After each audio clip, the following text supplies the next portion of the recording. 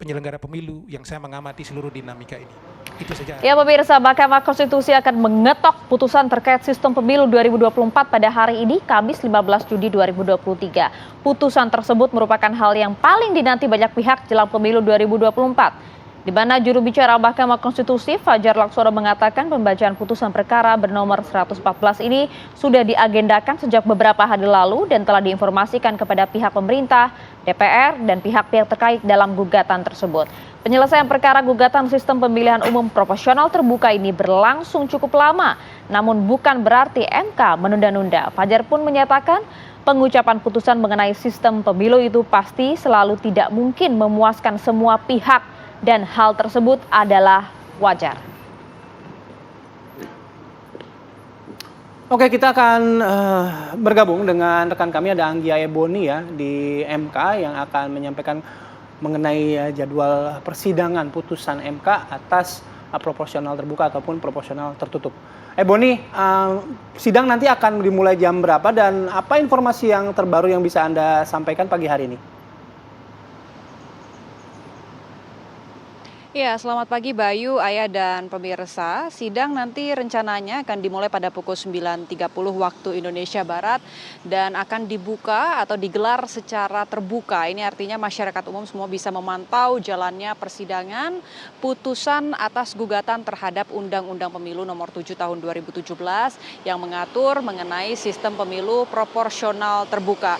Ini artinya hari ini akan menjadi penentu bagaimana pemilu 2024 nanti akan berlangsung.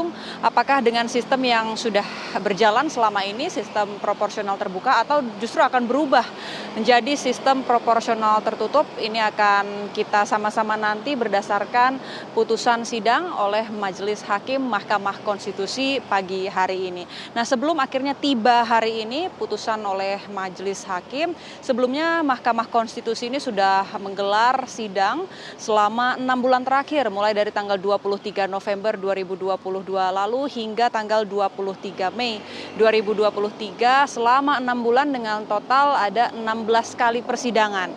Dan di 16 persidangan ini pihak Mahkamah Konstitusi juga sudah mendengarkan keterangan dari sejumlah pihak terkait, mulai dari pemohon tentunya, kemudian dari DPR RI, dari Presiden, kemudian dari KPU RI, dan dari 16 pihak terkait lainnya, termasuk juga sejumlah ahli sudah dimintai keterangan berkaitan dengan gugatan ini.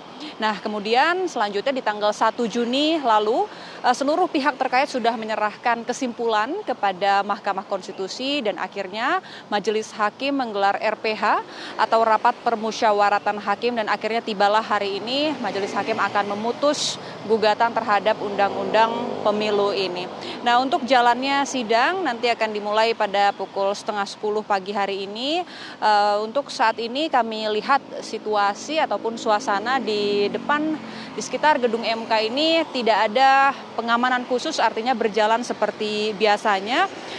Nanti juga di saat yang bersamaan ketika Majelis Hakim membacakan putusan terhadap gugatan Undang-Undang Pemilu ini juga sekaligus Hakim juga akan membacakan sejumlah perkara lainnya. Dan barulah setelah itu rencananya pihak dari MK, Wakil Ketua MK Saldi Isra akan menyampaikan konferensi pers mengenai putusan ini.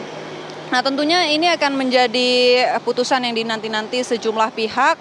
Informasi yang kami dapatkan juga kuasa hukum dari DPR akan hadir di persidangan pagi hari ini. Setidaknya ada 3 perwakilan, mulai dari Partai Gerindra, Habibur Rahman, kemudian Taufik Basari dari Partai Nasdem, dan Supriyansyah dari Partai Golkar. Informasinya akan turut hadir di persidangan hari ini.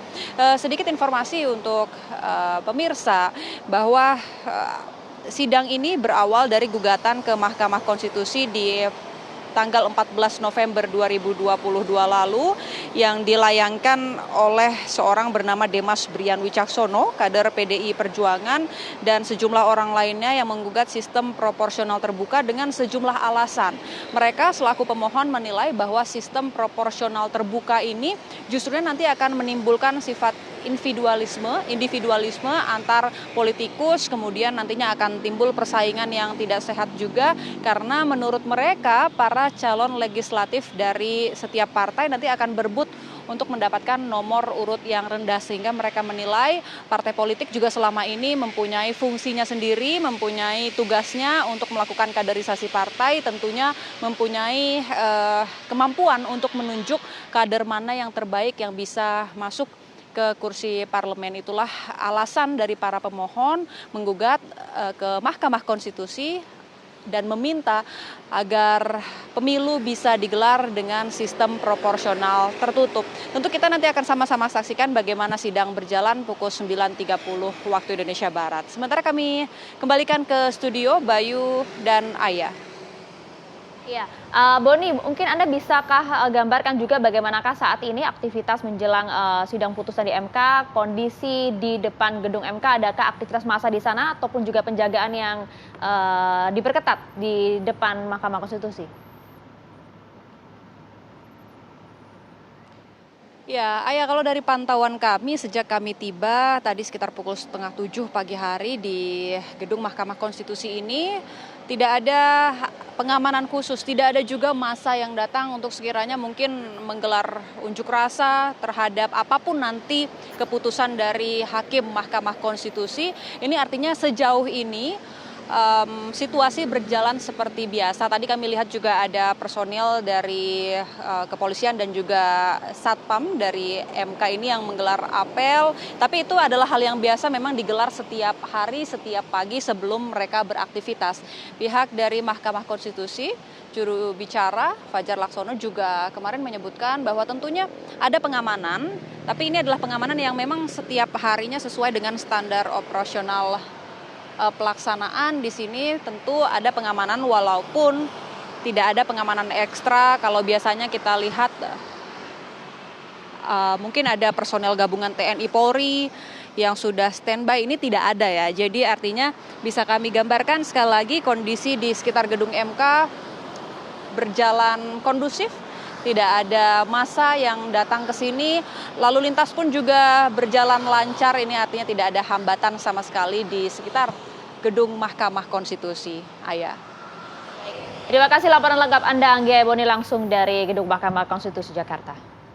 Nanti kami kembali ke Anda ya bila ada perkembangan terbaru, terutama nanti sidang akan berlangsung pada pukul 9.30 waktu Indonesia Barat. Ini akan menentukan apakah MK memutuskan proporsional terbuka atau proporsional tertutup dalam sistem pemilu kita.